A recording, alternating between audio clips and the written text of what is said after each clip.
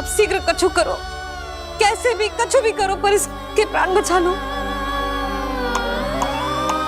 यशोदा, धैर्य रखो, श्री नारायण पर विश्वास रखो, वो सब ठीक कर देंगे।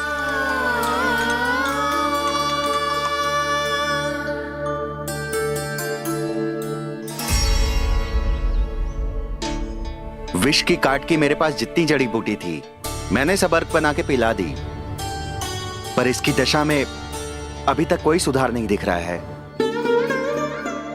यह अंतिम जड़ी बूटी है, अगर इससे भी चमत्कार नहीं हुआ तो फिर जो नारायण की इच्छा।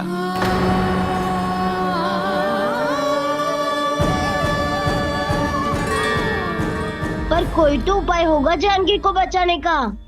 कान्हा, यदि तुझे किसी औषधि के बारे में पता है हमें बता दे, हम जाके ले आएंगे।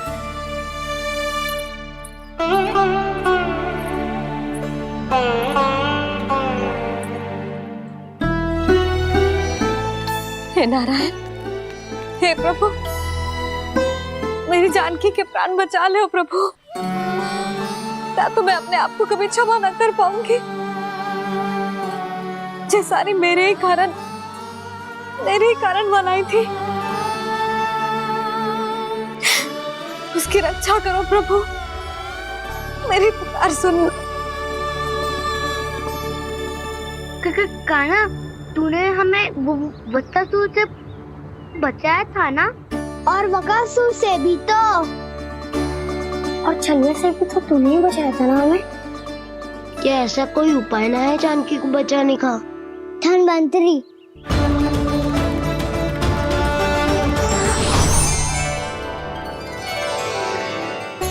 मैं आ गया हूं प्रभु, चिंता मत कीजिए, आपके आदेश का पालन अवश्य होगा। यशोदा मैया,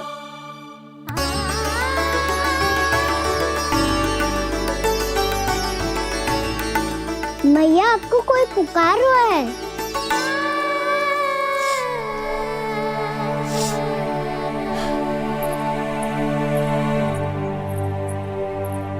चिंता मत करो मैया, अब धन्वंतरी जी आ गए हैं और सब संभाल लेंगे। धन्वंतरी जी कौन है? जिन्होंने संसार का आयुर्वेद दिया, आरोग्य के देवता, वे श्री नारायण के अवतार।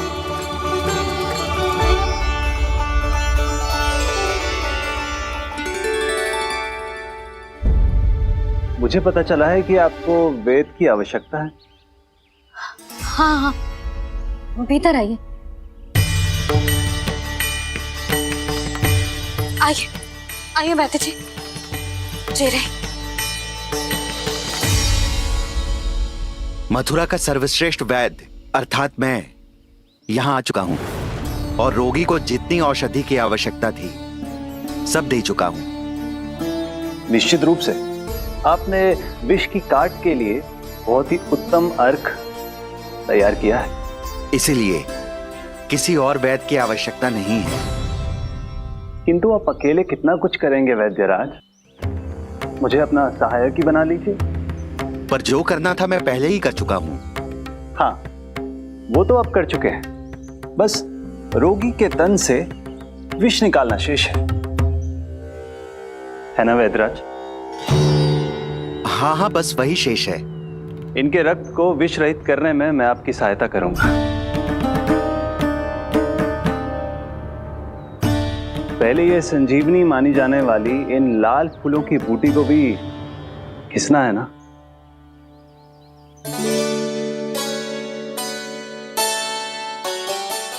हाँ हाँ, तुम सही कह रहे हो, इसे अच्छे से घिसो।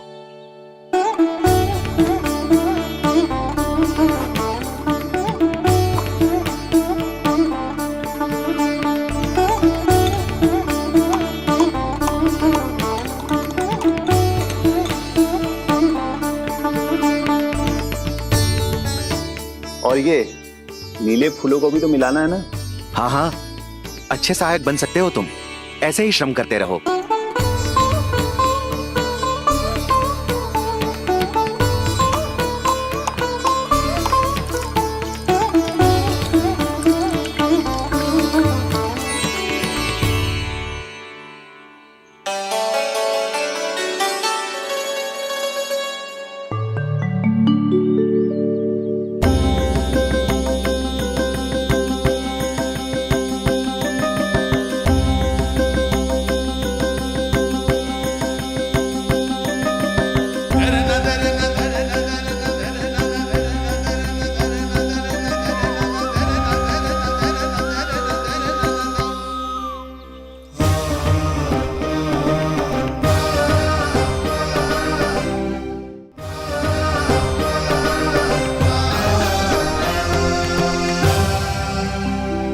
जानकी स्वस्थ तो हो जाएगी ना धन्वंतरी जी? धन्वंतरी? प्रभु, अब मैं क्या करूं? आपने तो स्वयं ही मेरी पहचान उजागर कर दी। जी क्या करो कान्हा? आप सब ऐसे क्यों देख रहे हो? मैया कहती है ना, सभी वैद धन्वंतरी जी का ही रूप होते हैं। वाह कृष्णा, चतुर तो हो तुम। वैसे वास्तविक धन्वंतरी मैं हूँ। मेरा अर्थ है वास्तविक वैद्य मैं हूँ। ये तो मेरा सहायक है। मुझे पूरा विश्वास है बिल्कुल ठीक हो जाएगी। वैसे ही थोड़े ना मुझे मथुरा का सर्वश्रेष्ठ वैद्य कहते हैं लोग।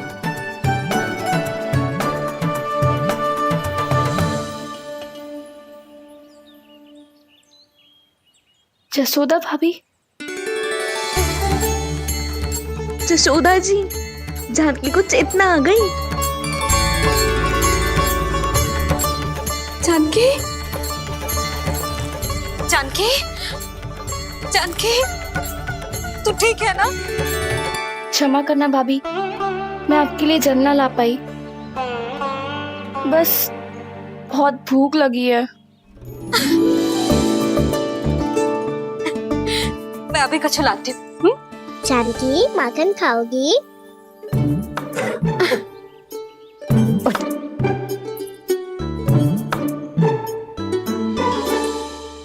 आजा, तू ही खिला दे लल्ला।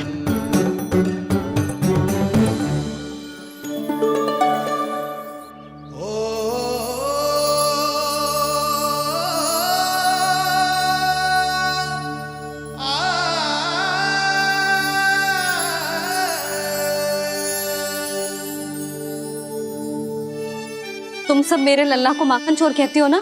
आज देखो, अपना ही माखन जानकी को खिला रहे हो।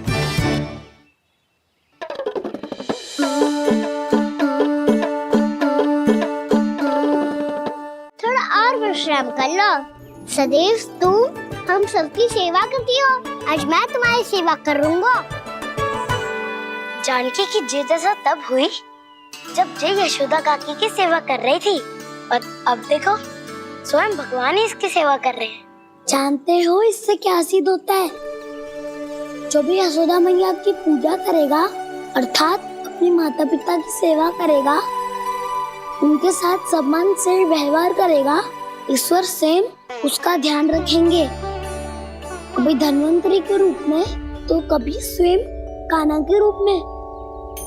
भक्त और भगवान का देखो कैसा ये अनुराग, स्वयं करे सेवा प्रभु, अद्भुत गोपी का भाग्य। प्रभु इन सब पृथ्वीवासियों से कितना घुल मिल गए हैं। ना तो ये प्रभु को भगवान मानते हैं और ना ही प्रभु अपने आप को इनसे सर्वश्रेष्ठ समझते हैं। अपने आचरण से ये सिद्ध कर रहे हैं कि ये सभी में हैं और सभी इनका ही अंश है।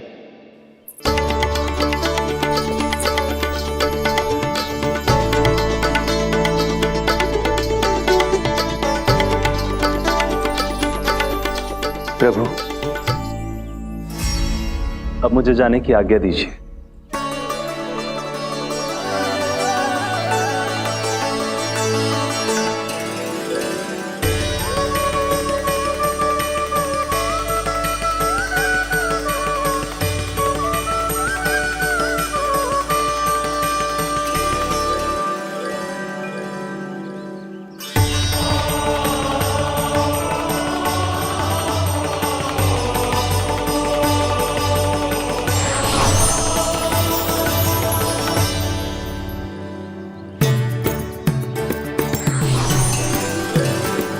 कान्हा ने तो सच्ची में धन्वंतरी जी को बुला लिया था।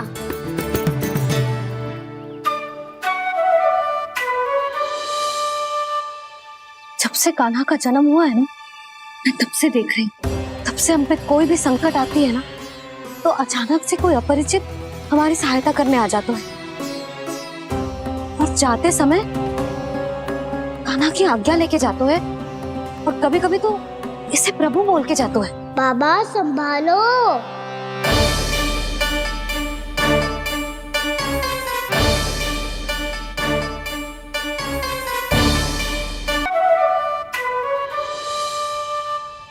जब से कान्हा का जन्म हुआ है ना, मैं तब से देख रही हूँ, तब से हम पे कोई भी संकट आती है ना, तो अचानक से कोई अपरिचित हमारी सहायता करने आ जाता है।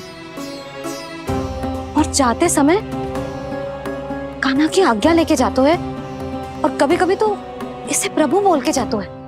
बाबा संभालो।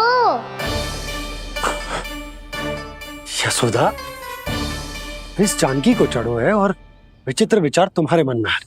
अरे सब जानते हैं कि हमारा परिवार राजसी, तुम्हें पता ना चलता होगा, पर हमारे कान्हा को सब राजकुमार ही समझते हैं देखकर।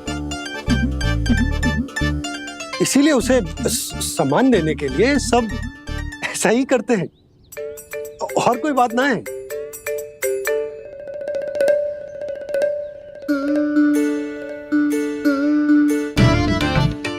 अब जे मेरे लल्ला को ऐसे क्यों घूर रहे हैं? बुरी दृष्टि लगाएंगे क्या?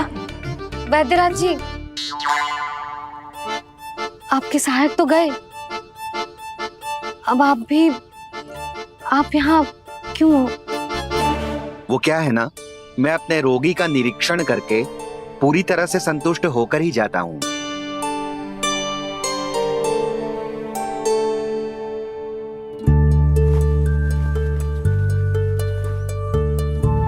हाँ, संकेत तो अच्छे हैं, कल सुबह तक बिल्कुल ठीक हो जाएगी। धन्यवाद वैद्य जी।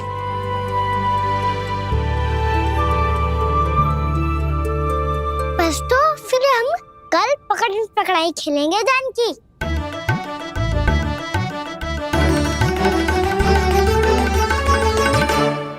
भानु, बंसी, जाकर उस क्षेत्र के चारों ओर बाड़ बनवा दो और वहां सूचना पट्ट भी लगा देना, ताकि जानकी के साथ जो हुआ है वो किसी और के साथ ना हो।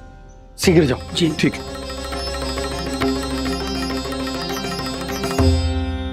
बाड़ और सूचना पट लगवाने से समस्या का समाधान नहीं होगा बाबा। निर्दोष पशु सूचना पट देखकर भी कुछ समझ नहीं पाएंगे।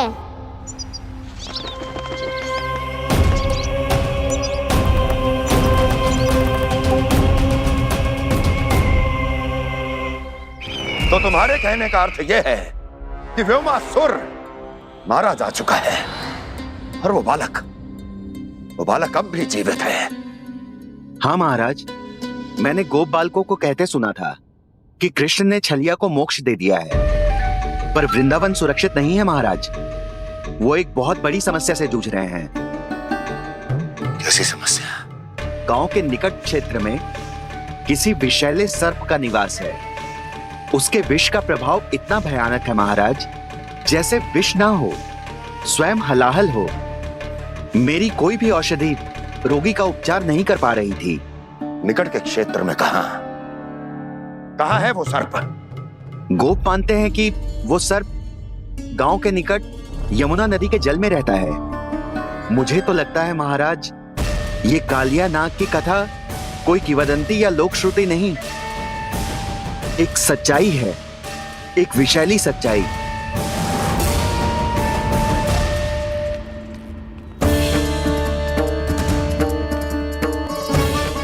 कालिया का सामना करने का समय आ गया है, पर उससे पहले मुझे बुलाना होगा उन्हें।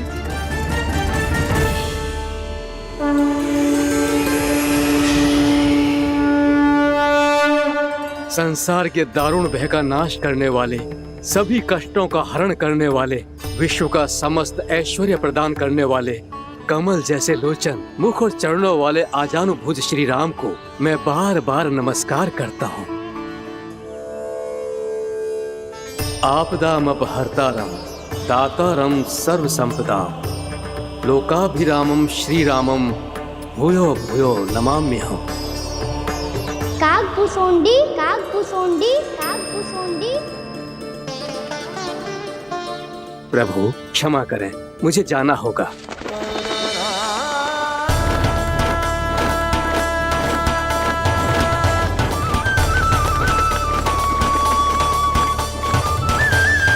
प्रणाम प्रभु। अनेक बार मैं आपके दर्शनों के लिए आया प्रभु। कभी नंद भवन के झरोखों से आपके दर्शन करके चला जाता था, तो कभी दूर किसी वृक्ष की आड़ से आपको निहार लिया करता था। आज आपने स्वयं मुझे बुलाकर धन्य कर दिया प्रभु।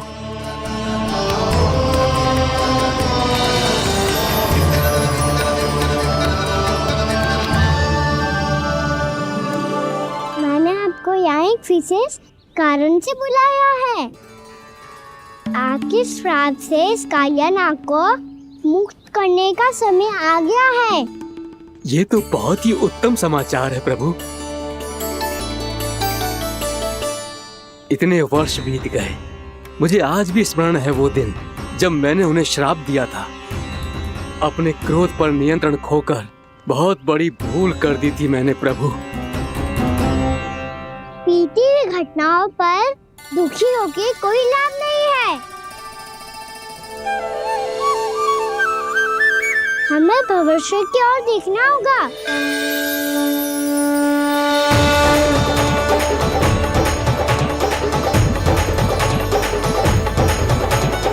आदेश कीजिए प्रभु, क्या आज्ञा है आपकी?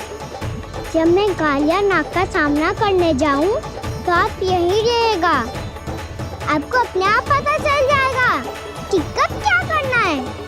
और हाँ, लौटते जाते समय नारद मुनि से कहिएगा वो आकर मुझसे भेंट करे। अवश्य प्रभु, प्रणाम। क्या इसने सच्ची में देवर्षि नारद को बुलाया है? नारायण नारायण, आपको संदेश भेजने की आवश्यकता नहीं थी। आप स्मरण करते और मैं चला आता। तुम्हारा कल्याण हो नारद।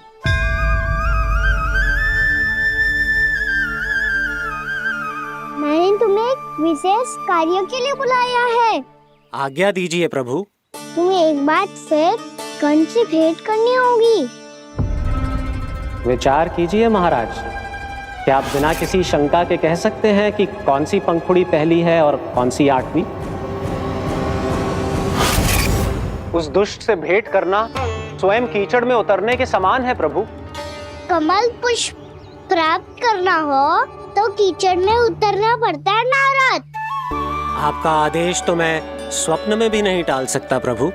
कंस कालिया नाग के बारे में जान गया है, पर वो उसका सामना करने का साहस नहीं कर पाएगा। मैं आतुर हूँ प्राप्ति, मूर्ख नहीं। मेरी बुद्धि फिर नहीं गई है। मैं स्वयं उस कालिया जैसे महाविषैले सर्प के सामने खड़ा हो जाऊं और अपने ही काल को आमंत्रित कर लूं। तो फिर अपने लाभ के लिए उसका प्रयोग करने का कोई और उपाय सोचिए स्वामी। कुछ ऐसा कीजिए कि यमुना नदी का पूरा जल विषैला हो जाए और वृंदावन वासी उसका उपयोग करे, और आपका काल कहलाने वाला वो बालक स्वयं काल के गाल में चला जाए। उत्तम उत्तम सुझाव है प्राप्ति। अब मुझे उस कालिया तक पहुंचने का मार्ग ढूंढना होगा। उसको विवश करने का कोई उपाय ढूंढना होगा, क्योंकि व्यक्तिगत रूप से उससे भेंट करना असंभव है। असंभव। आप सही कह रहे हैं प्रभु। कंस में उतना सामर्थ्य नहीं कि वो कालिया नाग का सामना स्वयं कर सके। वैसे तो कालिया गरुड़ देव का भी सम्मान नहीं करता, तो फिर वो कंस का सम्मान क्यों करेगा भला?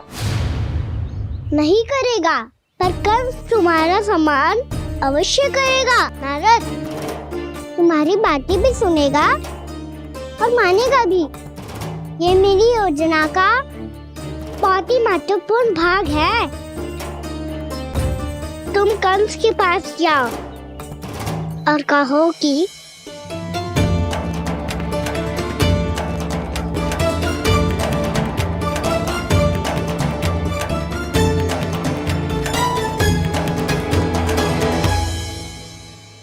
संतान अपने माता पिता को तीर्थ का सौभाग्य दिलाती, और मेरा लल्ला कितना महान कि उसने हमारे घर को ही तीर्थ बना दिया।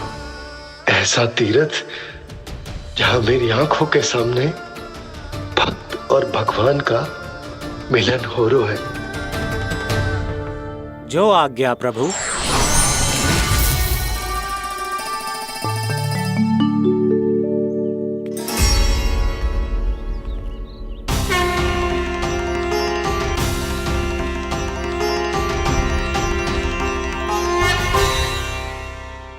बाबा, कान्हा, ये सब क्या चल रहा है? पहले काग भुसुंडी जी और फिर जे नारद जी। क्या योजना बना रहे हो तुम? कान्हा, बताना लल्ला, क्या सोच रहे तू? कान्हा देख, अगर तुझे अपने बाबा को ना बताना हो ना, अपने भक्त को बता दे। क्या सोच रहे हो लल्ला?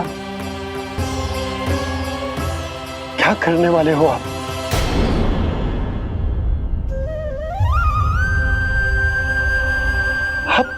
आप इतने दुखी क्यों हो? कान्हा, कान्हा, क्या होगा?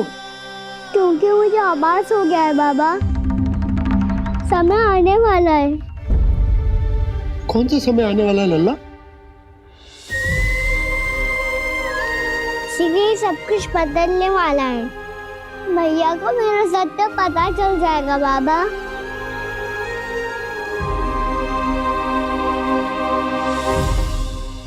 पर लल्ला, इसका काग भुसुंडी और कालिया नाग से क्या संबंध है? ऐसा क्या हुआ था और क्या होने वाला है?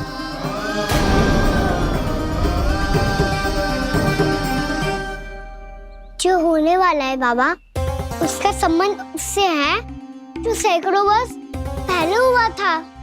महर्षि भृगु के एक वंशज थे, वेद शिरोमणि, जो विंध्याचल की पहाड़ियों में साधना कर रहे थे। तभी वहाँ अश्वशिरा नाम के एक दूसरे मुनि आमंत्रण के बिना ही आ गए। कितना सुंदर और शांतिपूर्ण आश्रम है। यहाँ प्रभु की साधना करने में बहुत आनंद आएगा। शीघ्र ही अश्वशिरा मुनि उपस्थिति के कारण होने वाले व्यवधान से बाध्य होकर वेद शिरोमणि ने अपनी आंखें खोली। कौन हो तुम और यहाँ क्या कर रहे हो? आपके आश्रम में बहुत शांति है मुनिवर। साधना करने के लिए बहुत ही उत्तम स्थान है ये। मैं चाहता हूँ कि मैं भी यहाँ। आप यहाँ साधना करना चाहते हैं, लेकिन इतना भी नहीं जानते कि किसी के आश्रम में प्रवेश करने से पहले उसकी आज्ञा लेनी चाहिए। आप ये भी नहीं जानते कि यदि कोई यज्ञ कर रहा हो तो बिना अनुमति के वहाँ प्रवेश करने से उसकी यज्ञ साधना भंग हो सकती है। आप क्या साधना करेंगे मुनि? आप तो साधना के योग्य ही नहीं हैं। इतना अपमान! एक मुनि के मुख से इतने कड़वे शब्द शोभा नहीं देते। मैं तुम्हें श्राप देता हूँ, जितनी विषैली तुम्हारी जिह्वा है उतने ही विषैले सर्प बन जाओ तुम। और ऐसा सर्प जो सांस भी ले तो निकट का वातावरण दूषित हो जाए। तुम्हारे इस दुस्साहस के लिए मैं तुम्हें श्राप देता हूँ कि तुम अभी इसी क्षण कौवा बन जाओ, और ऐसा कौवा जो कांव कांव करके अनर्गल प्रलाप करता रहे।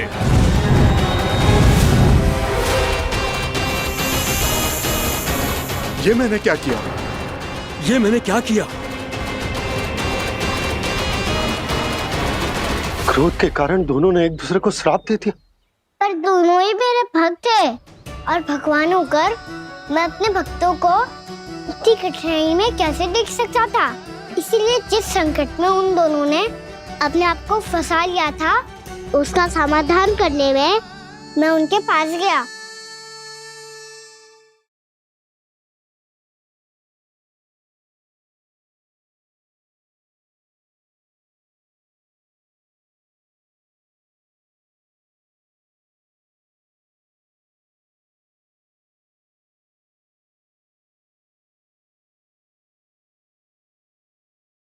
तंग करे मैया को खिजाए, खेले रूठे मनाए।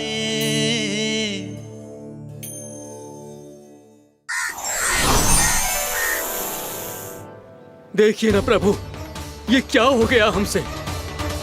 हमारी रक्षा कीजिए प्रभु, मार्ग दिखाइए हमें। क्रोध पर नियंत्रण ना होने के कारण आप दोनों ने एक दूसरे को बहुत ही भीषण संकट में डाल दिया है। अब दोनों ही तपस्वी, तप के बल से दिए गए आपके श्राप को लौटाना भी संभव नहीं है।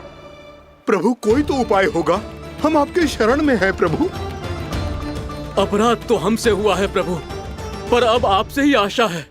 कुछ ऐसा कीजिए भक्त वत्सल, जिससे हम दोनों के श्राप का प्रभाव कुछ कम हो जाए। आप दोनों ही मेरे भक्त हैं, इसलिए आपकी पीड़ा का निवारण करने का एक उपाय है मेरे पास। वेद शिरामुनि, जब आप कालिया नाग बनेंगे तो आपको मेरे चरणों को अपने शीश पर धारण करने का सौभाग्य मिलेगा। और अश्र शिरामुनि, आप काग योनि होने के बाद भी आप श्रेष्ठतम ज्ञान और सर्वाधिक यौगिक सिद्धियों के स्वामी होंगे और प्रवचन दिया करेंगे। इसके बाद अश्वशिरा मुनि काक भुसुंडी बन गए, जिन्होंने आगे चलकर स्वयं गरुड़ देव को रामायण सुनाई। और मुनि वेदशिरा महर्षि कश्यप और देवी कत्रियों के पुत्र कालिया नाग बनकर जल में, और अब वही कालिया नाग जमराज्य में, जिनके कारण जानकी के प्राण लगभग चले ही गए थे। अब कालिया नाग को उचित स्थान पर भेजने का समय आ गया है बाबा। पर ये तो अच्छी बात है कान्हा, वेदशिरा मुनि को दिया हुआ तुम्हारा वचन भी पूरा हो जाएगा, जमुना जी की शुद्धि भी हो जाएगी। इस सब के बाद भी तुम दुखी क्यों हो? क्योंकि इसके बाद मैया के सामने मेरा रहस्य खुल जाएगा बाबा। उन्हें पता चल जाएगा कि उनका बालक कोई साधारण बालक ना है। भविष्य में जो होने वाला है उसे सबके सामने घटने से रोकना मेरे लिए भी संभव ना होगा। मैया को सब पता चल जाएगा। क्या पता चल जाएगा रे मुझे?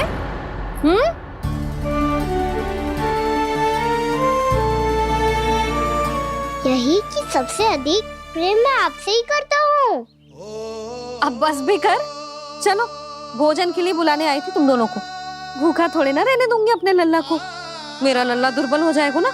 आप खिलाओगे तो ही खाऊंगा। हाँ ठीक है, मैं ही खिलाऊंगी।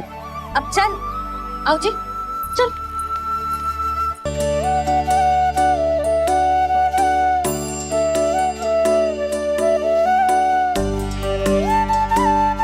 मैया खेलो ना मेरे साथ।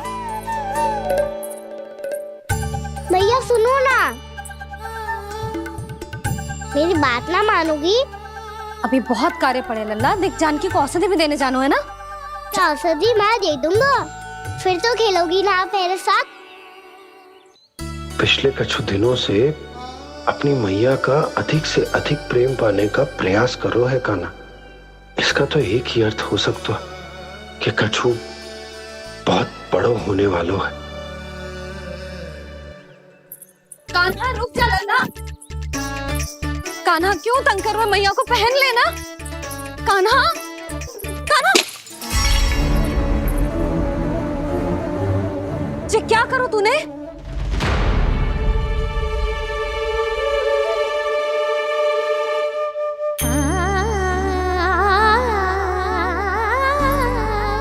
अच्छा ठीक है, अब मुंह लटकाने की आवश्यकता ना है। ये ले।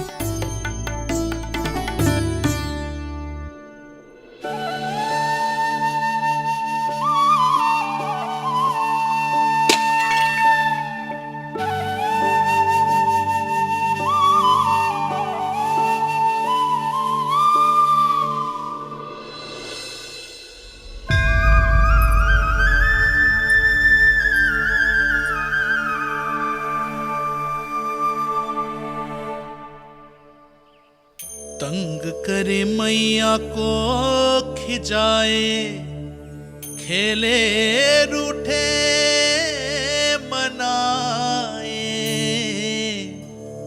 लीला अनोखी करके शरारत, कान्हा दंड भी पाए।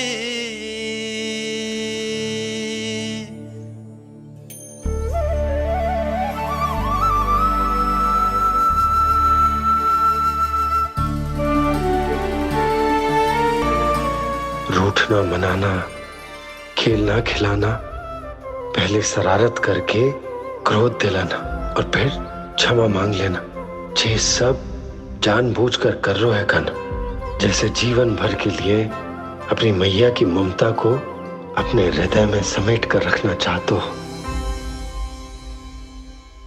कैसे कैसे करूं उस कालिया से मित्रता, कैसे करूं उसका उपयोग?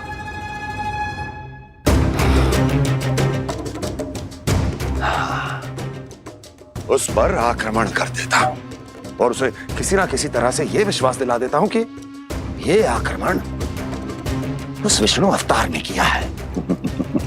फिर वो क्रोध में आकर सारे वृंदावन वासियों को अपने विष से समाप्त कर देगा। उचित है, ये उचित है। नारायण हरि, नारायण हरि।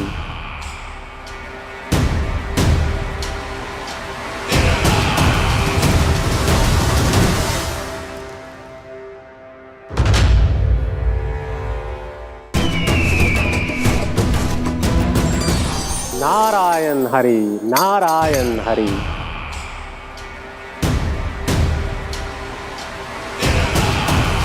प्रणाम देवर्षि। किस योजना में कितना लाभ है और कितनी हानि, यह आंकलन करते करते थक गए होंगे मथुरा नरेश। देवर्षि, आज मेरा ध्यान कैसे आ गया आपको? आप तो सदैव ही मेरे ध्यान में रहते हैं महाराज कंस। सत्य तो यह है कि मथुरा में जो भी हो रहा है मुझसे छिपा हुआ नहीं है। मैं जानता हूं कि आप किसी भी असुर को वृंदावन क्यों ना भेजें, और वो असुर कितना भी शक्तिशाली क्यों ना हो, कृष्ण का सामना नहीं कर पाता। या तो पराजय स्वीकार करके आपके पास लौट आता है, या तो फिर वीर गति को प्राप्त हो जाता है।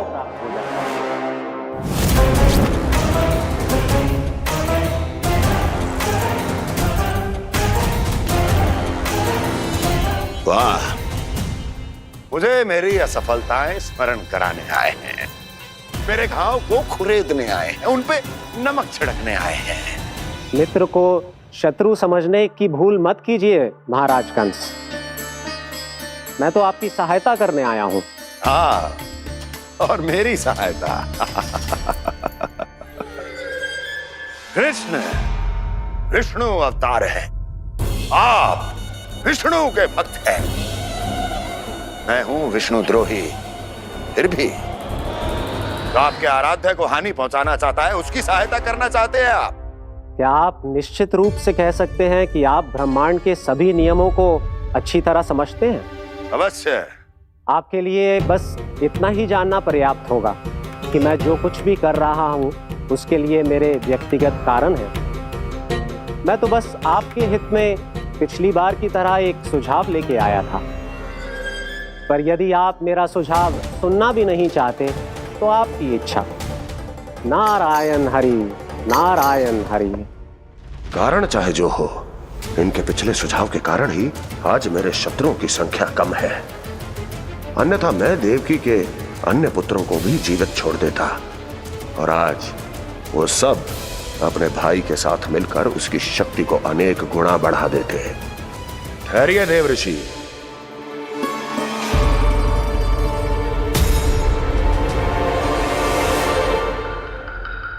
बताइए, क्या सुझाव है आपके पास? मेरे सुझाव का नाम है कालिया नाग।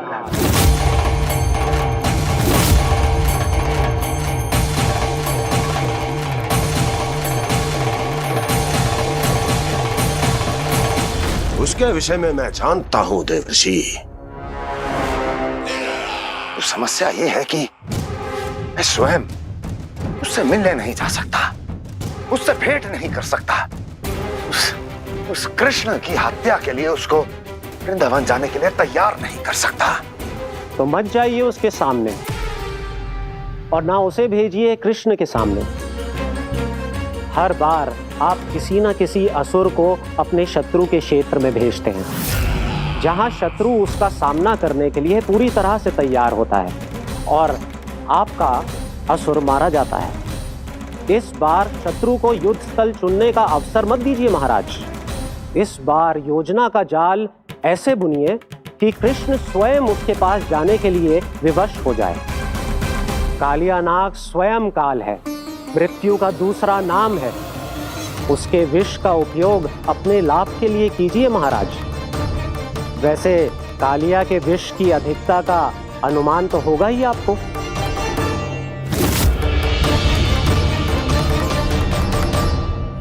एक बार जो उसके क्षेत्र में पहुंच गया, फिर उसके विष से बचना असंभव है। उचित सुझाव है देवर्षि, उचित सुझाव है। देवर्षि, उस छल्लिया विष्णु की भक्ति करते करते आप भी उसके रंग ढंग सीख गए हैं। उचित है, उचित है।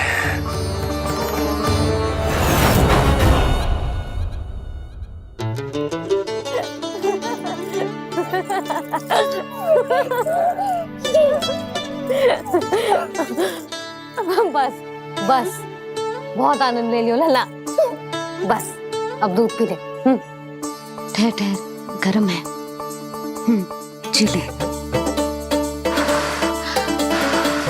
ले भी।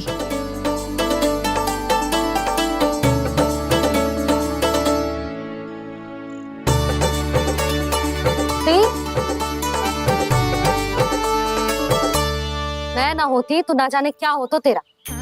अपने आप दूध भी ना पी सकते है, भावला कहीं का। आपकी इस प्रेम के लिए तो मैं धरती पे आया हूँ मैया। मैं भी यही सोच रहा हूँ यशोदा कि तुम ना होती तुम्हारा क्या होता। इसी बात पे थोड़ा दूध और कजू खाने को दे दो। अरे मैं तो भूल ही गई।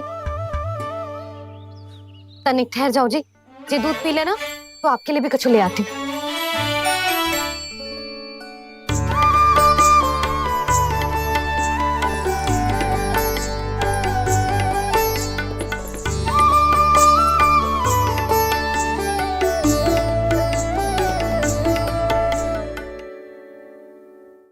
प्रणाम महाराज। आपकी आज्ञा के अनुसार बिल्कुल वैसा ही पत्र तैयार किया है जैसा आप चाहते थे।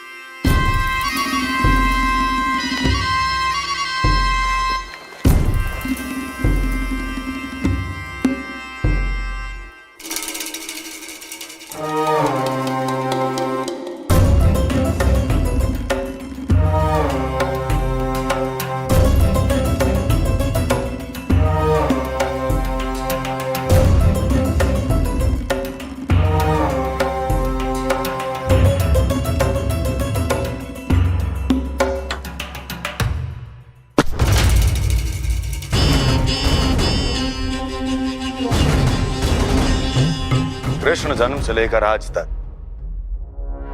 ये मेरी सबसे महत्वपूर्ण योजना है।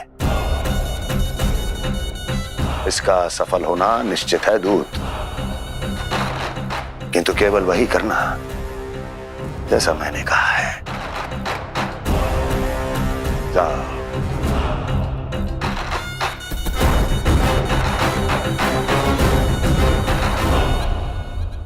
कान्हा,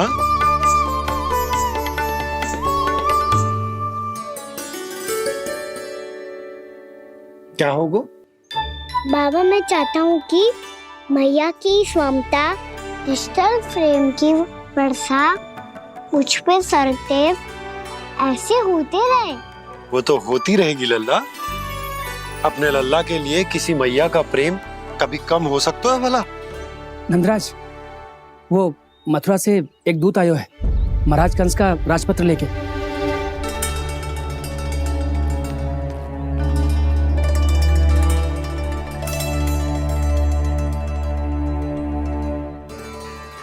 कान्हा, अब क्या करने वाला है? तेरे बाबा कहाँ गए? हाँ? कंस मामा का खेल आरंभ हो गया है, पर मैया वो सब सुनेगी तो व्यर्थ ही चिंतित हो जाएगी। बस थोड़ा बाहर गया मैया, कछु खा लिए से। बाहर इस समय? मैया, क्या होगा?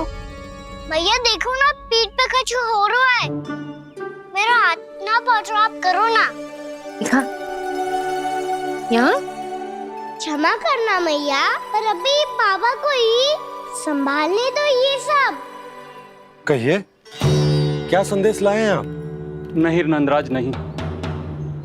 महाराज कंस का आदेश है कि ये संदेश सभी गांव वालों के साथ ही पढ़ा जाए। ठीक है, मैं गांव वालों के सामने पढ़ दूंगा, पर मुझे तो दीजिए पढ़ने के लिए। महाराज की आज्ञा का पालन करना आपके लिए भी आवश्यक है नंदराज। सभी गांव वासियों की सभा बुलाइए। बंसी, सभी गांव वालों की सभा बुलाओ। राजपत्र में ऐसा क्या संदेश भेजो है कंस ने? अब मेरे पत्र को पढ़कर सब भौचक के रह जाएंगे। और वो कृष्ण, उस कृष्ण के पांव के नीचे से तो भूमि खिसक जाएगी, आकाश फट पड़ेगा, बिजलियां गिर जाएंगी। प्राप्ति, ओ प्राप्ति, कंस का पत्र। स्वयं को बहुत अधिक शक्तिशाली समझता है ना वो। अब देखता हूं कैसे वो इस महासंकट का सामना करता है। वो कृष्ण, वो अपनी मृत्यु स्वयं चुनेगा या मृत्यु की वेदी पर चढ़ा देगा प्रिय वृंदावन वासियों को।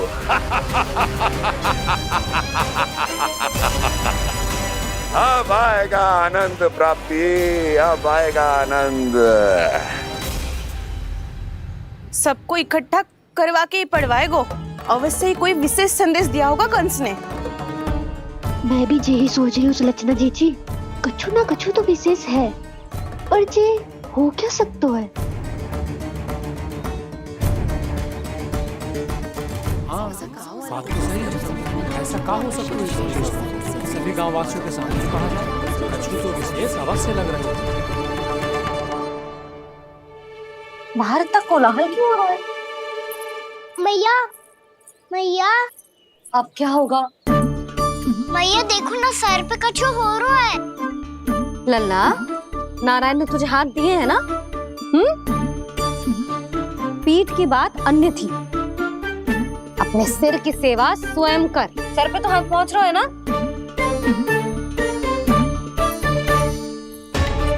मैया सुनो ना, मैया देखो ना, तीव्र कर कछु हो रहा है। मैया देखो ना, तीव्र कछु हो रहा है।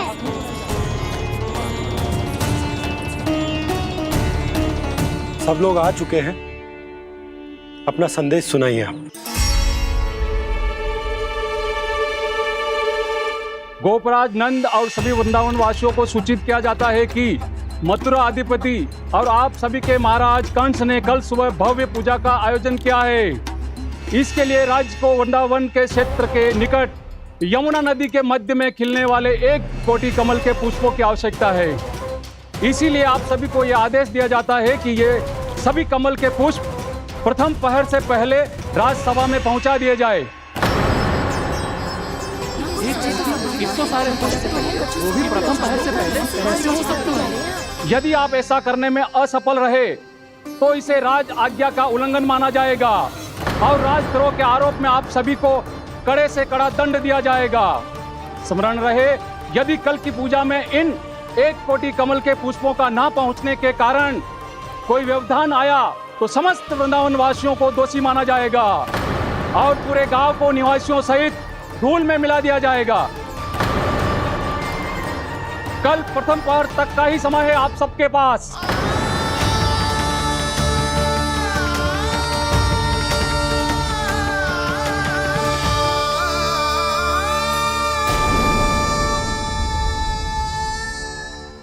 एक कोटि कमल पुष्प, वो भी कल प्रथम प्रहर में?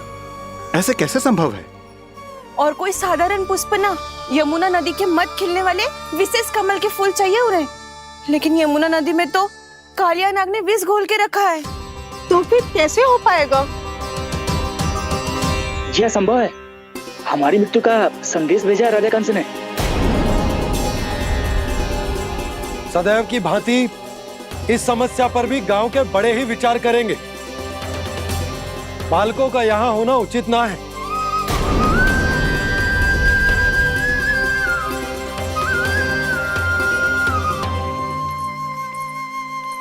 लल्ला, ले जे गेंद ले, जा अपने सखाओं के साथ खेल।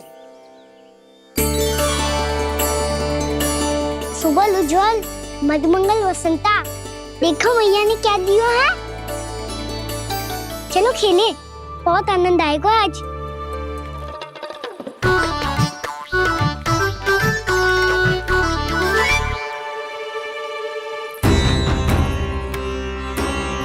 भानु, बंसी, जाओ और शीघ्र ही वो घेरे का कार्य समाप्त करो।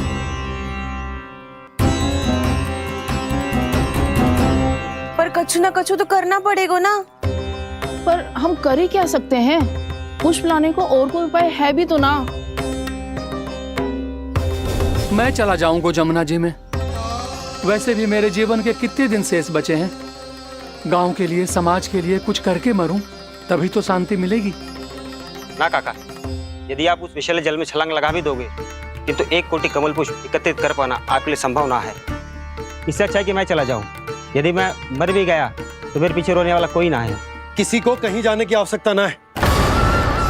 गोप नरेश होने के नाते ये मेरा कर्तव्य है कि मैं आप सबकी रक्षा करूं। नंदराज, आपको जाना है तो जाओ। हरिया, काका, भैया सब चले जाओ। लेकिन आपको पता है वहाँ का जल कितना विषैला है। आप लोग एक क्षण भी जीवित नहीं रह पाओगे। फिर कैसे इकट्ठा करेंगे 1 कोटि कमल पुष्प? आप बात तो सही कह रही हैं शांति। उस दुष्ट कंस ने ऐसी मांग रख के हम सबको फंसा दिया। हम में से कोई भी क्यों न चला जाए और इस संकट का समाधान न निकले को। कान्हा, बताना कौन सा खेल खेलें? गेंद पकड़ खेलते हैं। पर एक बात सुन लो सब, कोई भी तीव्र गति से ना फेंकेगा गेंद को। भैया ने फ्रेम बनाई है मेरे लिए। सब तैयार हो?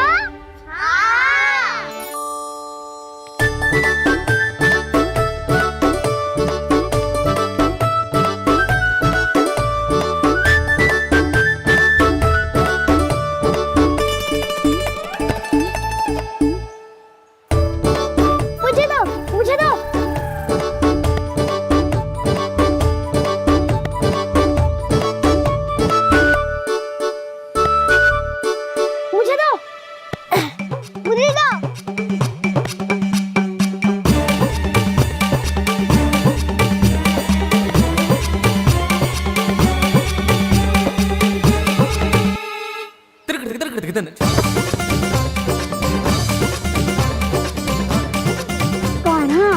इतनी धीरे से फेंकेगो तो कैसे आनंद आएगो? थोड़ा बल लगा के फेंक। हाँ कान्हा, हम अभी बड़े हो गए हैं, तू अब भी छोटे बालकों की तरह फेंक रहा है।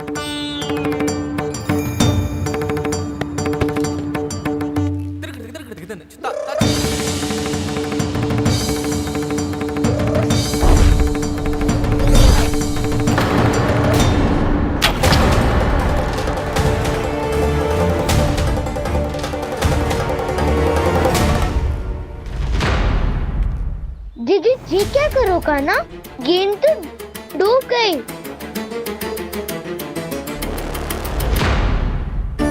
अच्छा, तो ये सब इसकी योजना का भाग था ताकि ये कालिया का सामना कर पाए। तुम सबने तो कही थी तीव्र गति से देखो फिकवा दी ना मेरी गेम मुझसे नदी में। अब मुझे जाके लानी पड़ेगी। रुक जा तारा। जे क्या बोल रहे हो गाना? इसमें तो बहुत संकट है। कोई भी संकट मेरी मैया का उपहार खोने से बड़ा ना है। बहुत प्रेम से बना के उन्होंने दी थी। हे नारायण, कोई उपाय समझ में ना आ रहा है। भैया, हम कैसे करेंगे हम अपने गांव की रक्षा? कीड़े पड़ेंगे उस दुष्ट को। यदि उसके कारण किसी के प्राण चले गए तो कौन सा फल मिलेगा उसे इस पूजा का? तुम सही कह रही हो यशोदा। हमारे पास कोई और दूसरा विकल्प भी तो ना है। यदि हमने मथुरा की राज आज्ञा का पालन ना किया तो इसका दुष्परिणाम पूरे गांव को भुगतना पड़ेगा।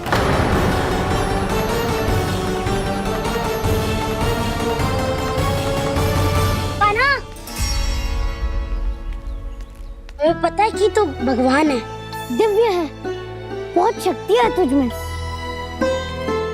पर फिर भी हम तुझे विषैले जल में ना जाने दे सकते। कुछ होगा तो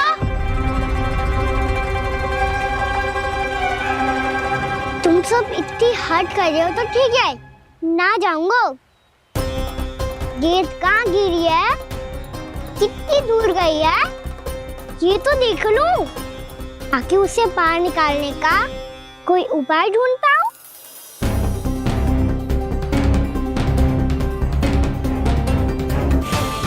हाँ।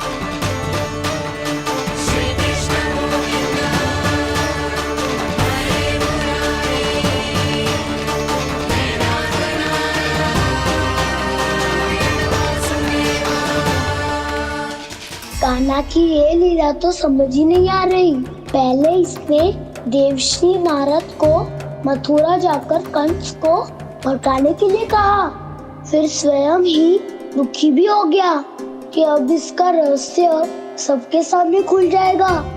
और अभी स्वयं में तो इसने कहा था कि गेंद बहुत महत्वपूर्ण है, फिर स्वयं ही उसे नदी के विषैले जल में फेंक दिया।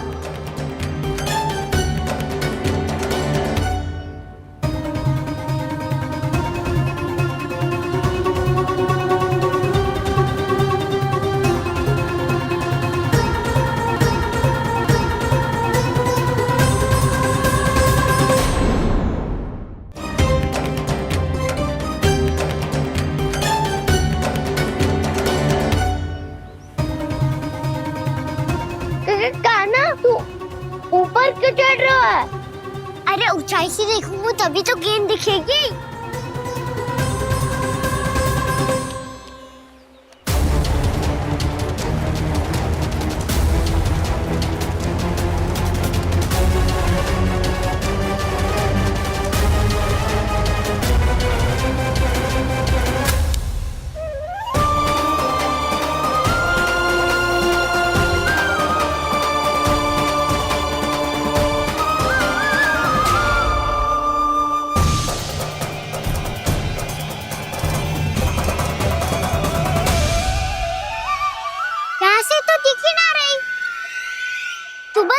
से फेंकी थी ना? ना, वहाँ से फेंकी थी। कहाँ से? नहीं कहना वहाँ से। समझ में आ रहा? ठीक बताना कहाँ से फेंकी थी?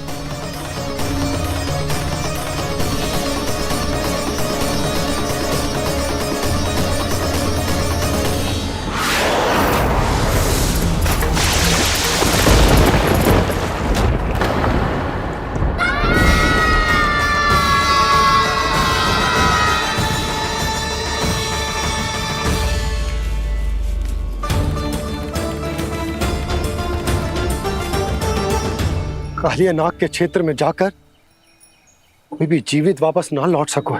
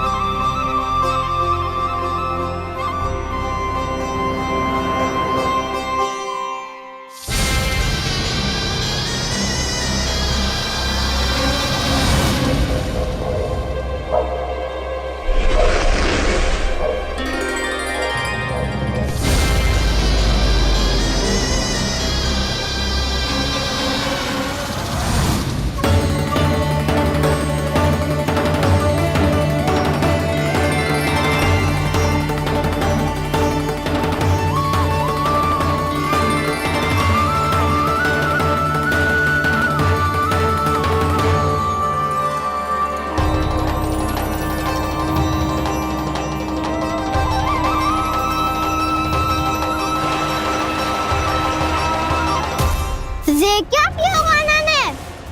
कालिया नाग तो उसे देखते ही निकल जाएगा।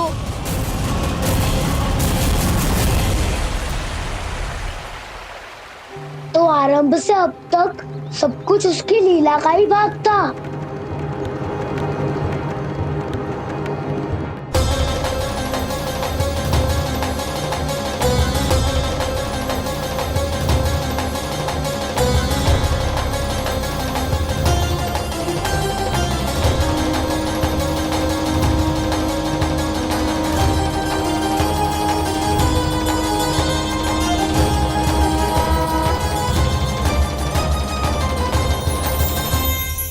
इतना सुंदर रूप, मन मोहने वाली मुस्कान, अद्भुत तेज और भगवान जैसी दिव्यता। कौन हो तुम? हाँ, तुम्हें देखकर तो हम सब सम्मोहित ही हो गए।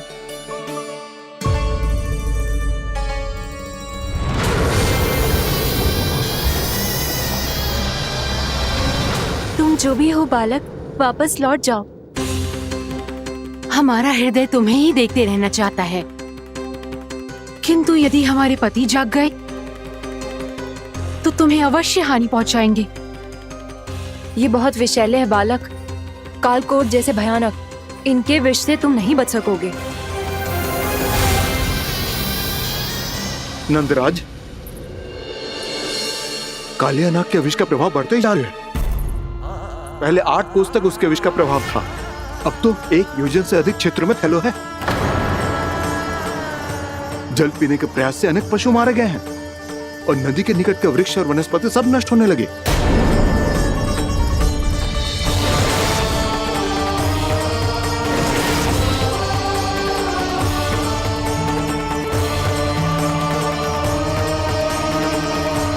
इनके विष की तीव्रता इतनी अधिक है बालक कि इनके संपर्क में आने वाले को तड़पने का भी अवसर नहीं मिलता। इनके विष की अग्नि क्षण भर से भी कम समय में प्राणवायु को जलाकर राख कर देती है।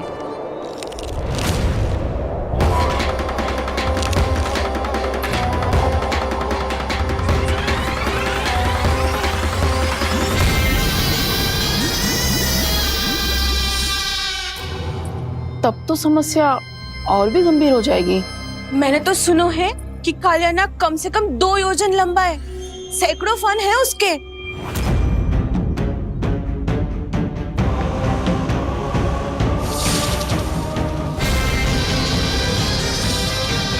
इसका अर्थ तो ये है कि हम दोनों ओर से फंस गए। एक और कंस को 1 कोटि कमल पुष्प देने जो कि कालिया नाग के क्षेत्र में पड़ते हैं, और दूसरी ओर उस कालिया नाग का विष यमुना जी के क्षेत्र में बढ़ता ही जा रहा।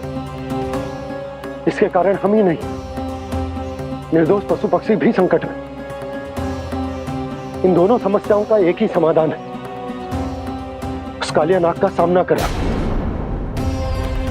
और ये ना समझ आ रहा कि हम ये करेंगे कैसे, क्योंकि ये बात साधारण मनुष्य के बस की ना है। हमारे लिए ये असंभव है।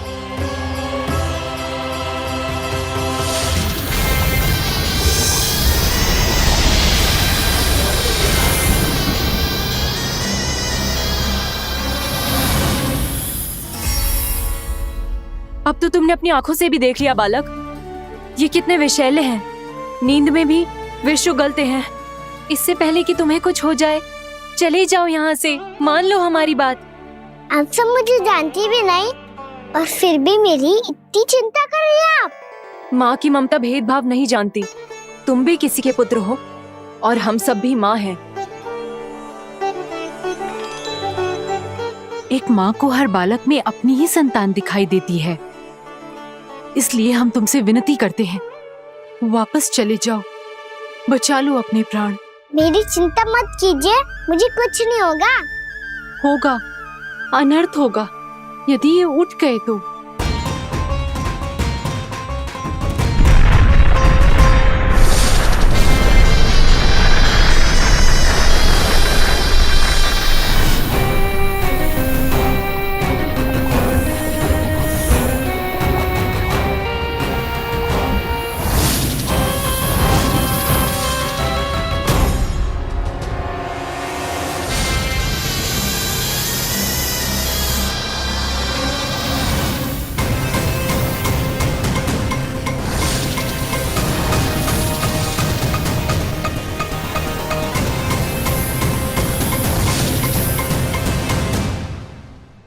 सामने होते हुए भी अपने इश्क को केवल वही देख सकता है जो अपना अभिमान त्याग चुका हो।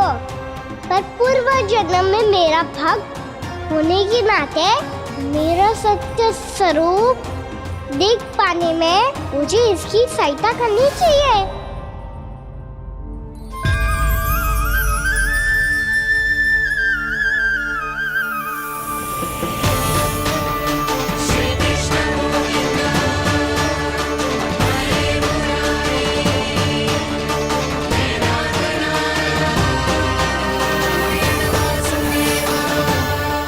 देखो हमारा छोटा सा कान्हा कैसे डट के खड़ा है। इतने विशालकाय, इतने महाभयंकर सबके सामने।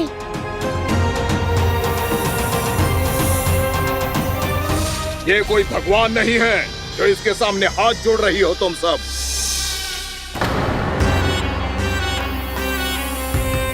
एक सामान्य साधारण बालक है ये, जो ये तक नहीं जानता कि इसके सामने है इसका काल, कालिया।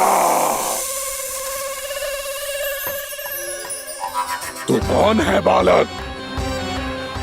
मेरे इतने निकट आकर भी तू जीवित कैसे है?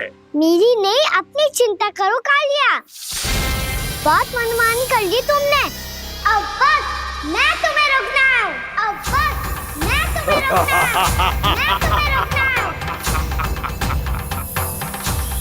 बित्ते भर का है तू, मेरे विष के बारे में जानता ही क्या है? और कहता है मुझे रोकने आया है। किससे? किससे रोकना चाहता है तू मुझे? मुझे क्रोध दिलाने की भूल मत कर बालक। अपनी फुंकार से ही तेरी इस मुस्कुराहट को अंतिम मुस्कुराहट बना सकता हूं मैं।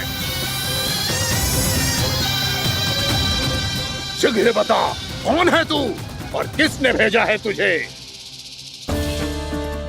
तुम्हें आवाज भी है कि अपनी पुकारों से तुम कितना विष भूल चुके हो। पवित्र यमुना नदी को कितना दूषित कर दिया तुमने। और यही नहीं, तुम्हारे कारण निकट के जीव जंतुओं, वृक्ष, वनस्पतियों सबको हानि पहुंच रही है। तो क्या? मुझे उससे क्या? मुझे है, मुझे है। आपत्ति है मुझे तुम्हारे इस व्यवहार से, और इसीलिए तुम्हें यहाँ से जाना होगा, यहाँ से जाना होगा।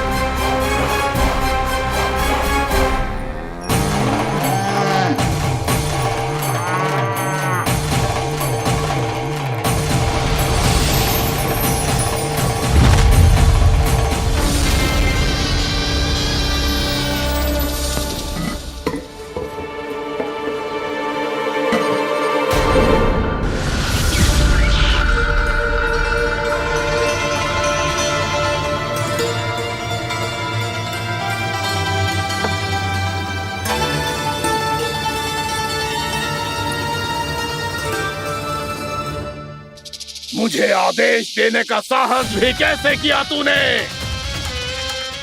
इस क्षेत्र को मैंने अपना राज्य बनाया है, मेरा परिवार रहता है यहाँ, और तू मुझे यहाँ से जाने के लिए कह रहा है? हाँ, क्योंकि तुम्हारे यहाँ रहने के कारण अन्य जीवों को हानि हो रही है और मैं ऐसा नहीं होने दे सकता। मैं तो बस वही कर रहा हूँ जो एक सर्प का स्वभाव है। विष फैलाना स्वाभाविक है मेरे लिए, इसलिए मुझे चुनौती मत दे बालक। चुनौती तो मैं दे चुका हूँ कालिया। अब तो बस तुम्हें शिकार करनी है।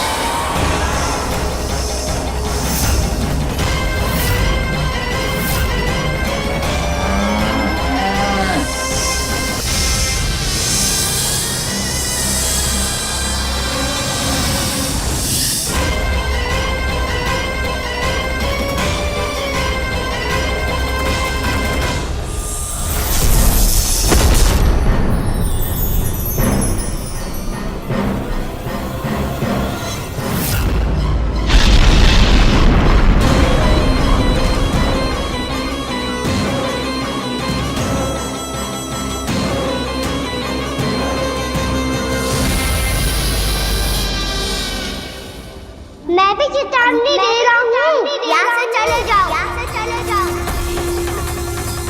अपनी भूल को पहचानो कालिया, तुम जो कर रहे हो अनुचित है।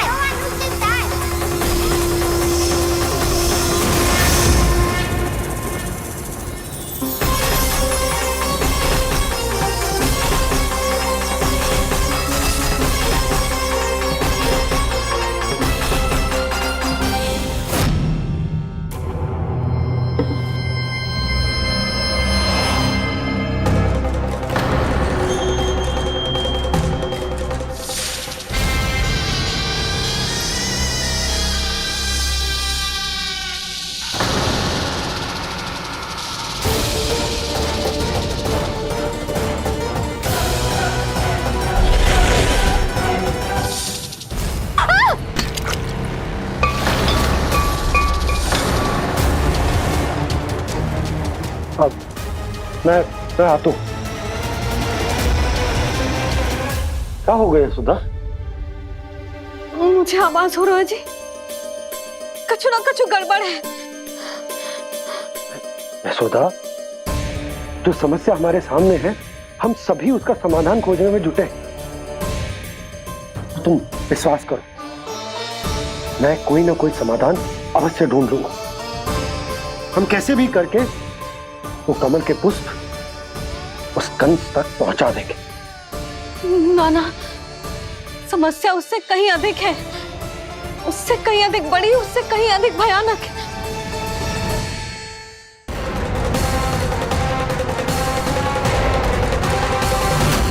विस्की ये बूंद से ही सबके प्राण चले जाते हैं।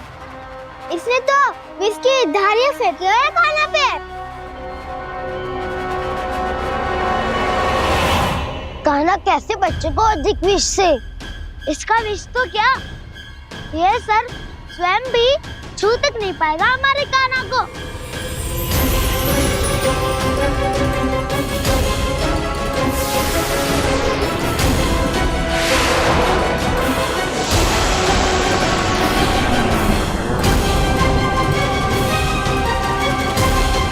तुम्हारे सखा को, मेरे भाई को कोई हानि नहीं पहुंचा पाएगा। ये कान्हा का सत्य चाहे जो हो बलराम, पर अभी तो जो एक बालक ही है ना।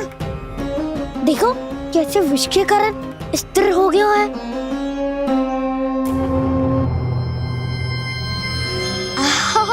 हाउ सर्फ ने कितनी आसानी से अपनी पूंछ से बांध लिया है। मुझे यहाँ से भगाना चाहता था ना तू? अब मैं तुझे दिखाऊंगा अपना सामर्थ्य। ये मूर्ख किसे बांधना चाहता है अपनी पूंछ में?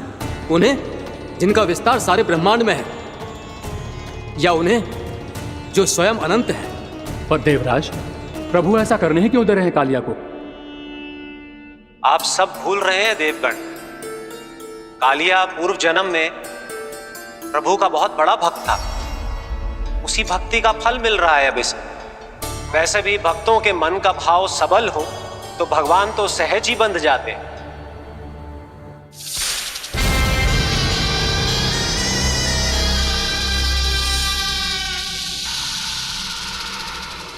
बलराम, तुमने ही तो कही थी कान्हा को कछु ना होगो। देखो उस दुष्ट ने चारों ओर से जकड़ लियो है।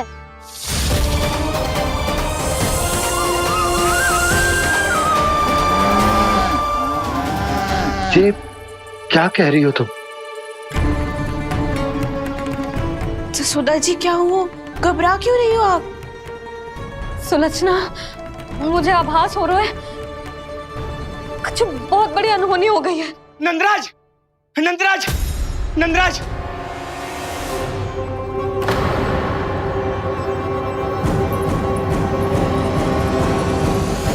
नंदराज, कान्हा ने जमदग्नि नदी में छलांग लगा दी है। कान्हा ने जमदग्नि नदी में छलांग लगा दी है। कान्हा ने जमदग्नि नदी में छलांग लगा दी है। कान्हा जमुना में कूद गया है। मुझे लगा था आज कछु गड़बड़ होने वाली है। मुझे आज कान्हा को ना जाने देना चाहिए था।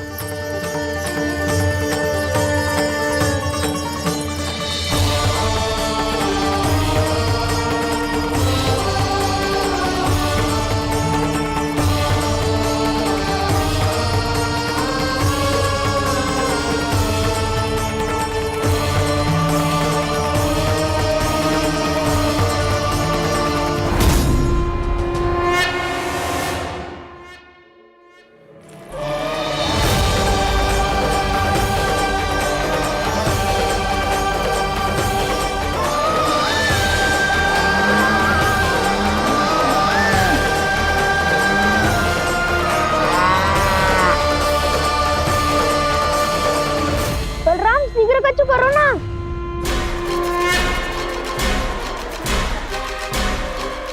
कछु भी करो पर कान्हा को बचाओ। नाग बहुत भयंकर है। कान्हा अकेले ना संभाल पाएगा इसे।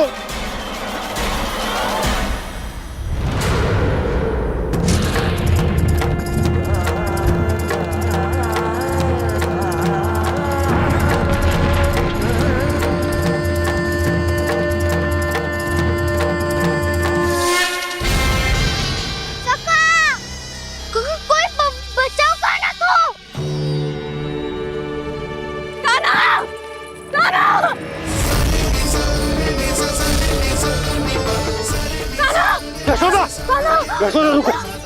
छोड़ दो मुझे, छोड़ दो मुझे। जीजी संभालो, बावली हो गई है। जीजी संभालो। कान्हा, कान्हा।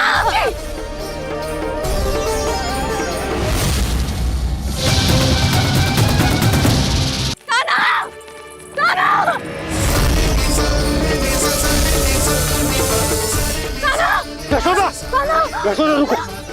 छोड़ दो मुझे, छोड़ दो मुझे। जीजी संभालो, बावली हो गई है। जीजी संभालो। देखो अब कैसे तुम्हारे अस्थियों को तोड़कर छोटे छोटे टुकड़ों में बदल दूंगा मैं।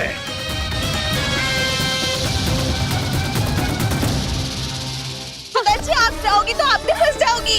अपने लल्ला के लिए मैं किसी भी संकट का सामना करने के लिए तैयार हूँ। छोड़ो ना यशोदा, हमें कोई और उपाय खोजना पड़ेगा। कोई और उपाय? आप देख ना रही मेरा कान्हा किस दशा में है। कान्हा मैया के वश में नहीं है, नहीं तो ये अपने लल्ला के लिए साक्षात काल का भी सामना कर ले। ये तो केवल कालिया नाग है। हे नागराज, आप मेरे प्राण ले लो पर कान्हा को छोड़ दो। ना नागराज, आप मेरे प्राण ले लो, मैं विरोध भी ना करूंगी। ना नागराज, आप मुझे मार दो पर मेरे कान्हा को छोड़ दो। ना ना ना ना नागराज, मेरे प्राण ले लो। हमारे कान्हा से क्या शत्रुता प्रभु के लिए जो प्रेम यशोदा मैया के हृदय में है वही इन सभी गोपियों के हृदय में भी है।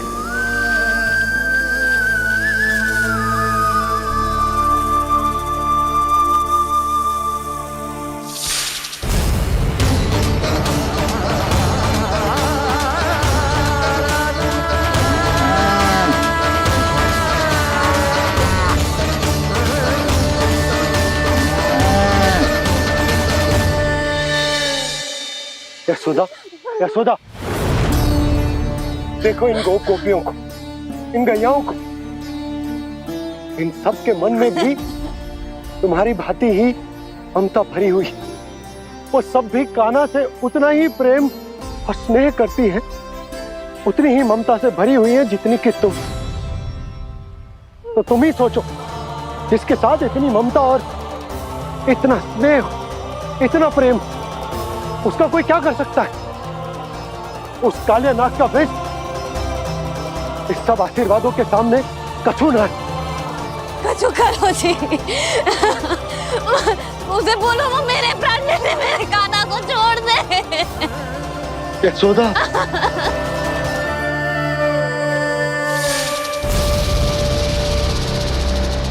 केवल इन्हीं में नहीं देवराज, नाग पत्नियों के हृदय में भी ममता का वही प्रेम उमड़ रहा है। देखिए।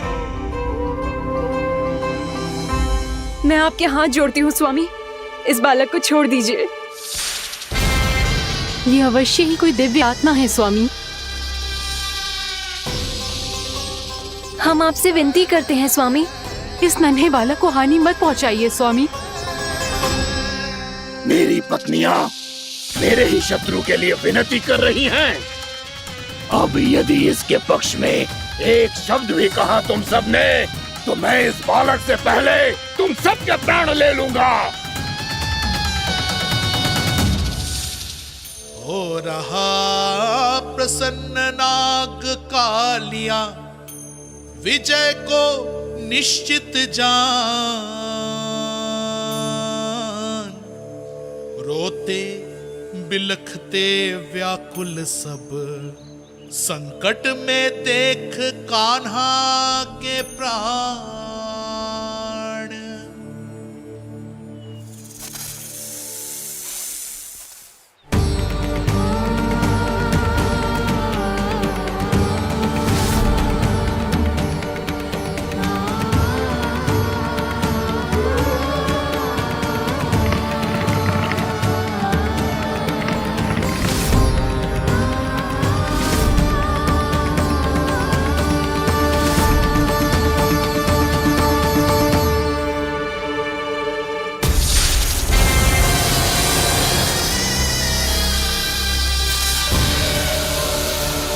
कुछ करो जी, मेरे लल्ला को बचा लो, कोई तो कुछ करो।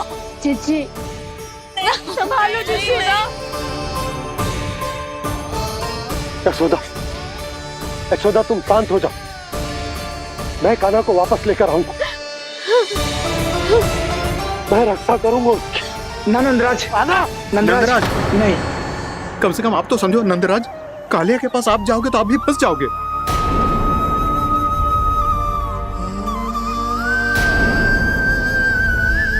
बलराम, तेरा भाई इतनी भीषण संकट में है और तुझे जरा भी दुख ना हो रहा? क्या आप सब अब तक नहीं समझ पाए कि कान्हा सच में कौन है? छोटे बाबा, आप तो उसका सत्य जानते हैं ना?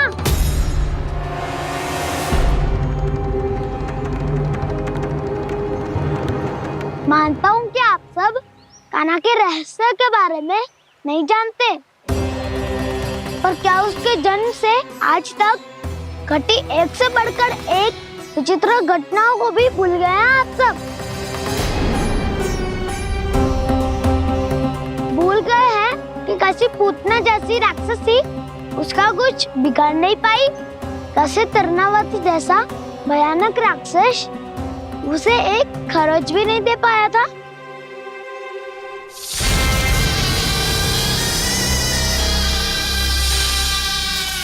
आप सबने अपनी आंखों से देखा था ना, बकासुर से कान्हा की रक्षा करने देवता स्वयं आए थे, पर सत्य तो ये है कि वो सभी देवता भी उस असुर के सामने असमर्थ हो गए थे।